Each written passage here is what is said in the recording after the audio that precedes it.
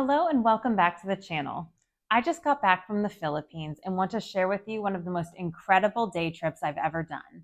I visited the famous underground river in Palawan, one of the 7 new wonders of nature. In this video, I'll take you through the whole experience, from how to get there to the stunning boat ride and of course the cave itself. Let's dive in. Welcome to World Wanderers. We're Alicia and Will. Come wander the world with us. Palawan is one of the most beautiful islands I've been to, and the underground river is kind of remote. If you're coming from abroad like I was, you'll most likely be flying into Manila, the capital of the Philippines. From there, I took a short 1.5-hour domestic flight to Puerto Princesa on the island of Palawan. From Puerto Princesa, the drive to the underground river in Sabang is about 2 hours, or an hour and a half with the way my driver was driving. You can either take a tour from Puerto Princesa, book transportation independently, or find your own way there. Everything is very affordable in the Philippines, so I opted for the all-inclusive tour for simplicity's sake. There are tons of tours you can buy locally or book through Viator online ahead of time. They're all pretty similar and run between $40 to $50 US.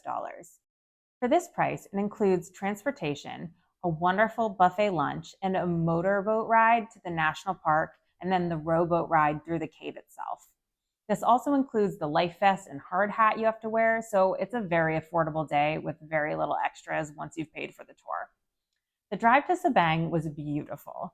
It was a bit bumpy and very windy in parts, but the scenery was beautiful. Lush jungle, small towns, rolling hills, that kind of thing.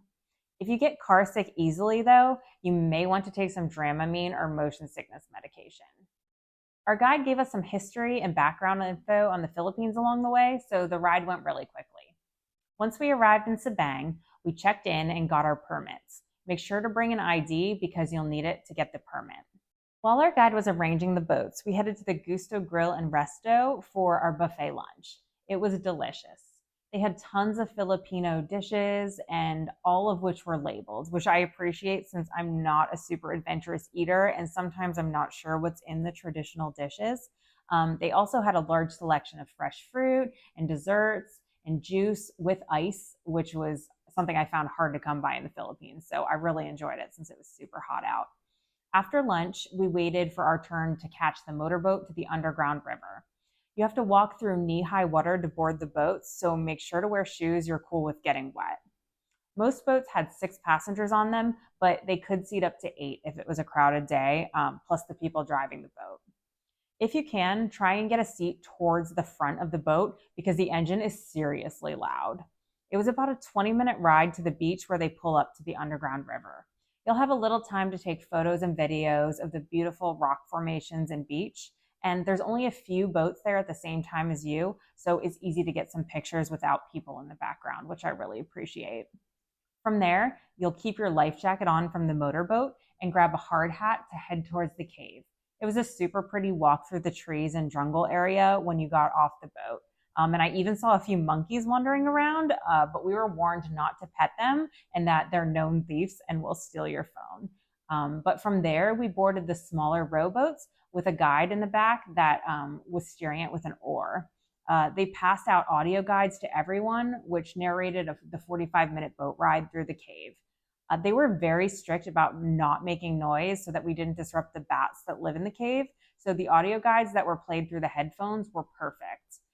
If you took out the earpiece, everything was completely silent, and it was really neat.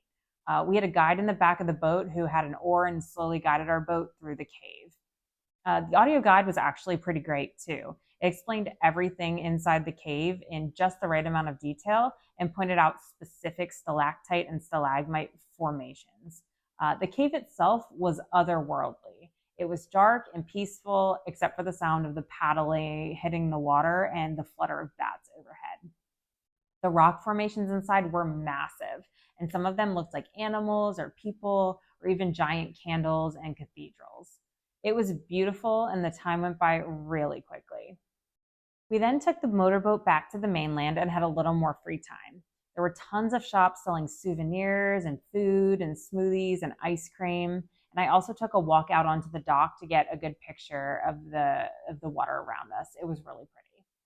After some free time, we loaded back up into the van and briefly stopped at Elephant Cave to get some pictures. We then made the drive back to Puerto Princesa. This trip was such a highlight of my trip to Palawan. So if you're heading to Palawan, the Underground River is 100% worth the day trip. It's beautiful, unique, and something I'll never forget. Thanks so much for watching. If you enjoyed coming along with me, don't forget to like this video, subscribe, and let me know in the comments if you've ever been to the Underground River or if it's now on your travel bucket list too. I've got more adventures coming soon, so stay tuned. Until next time, safe travels.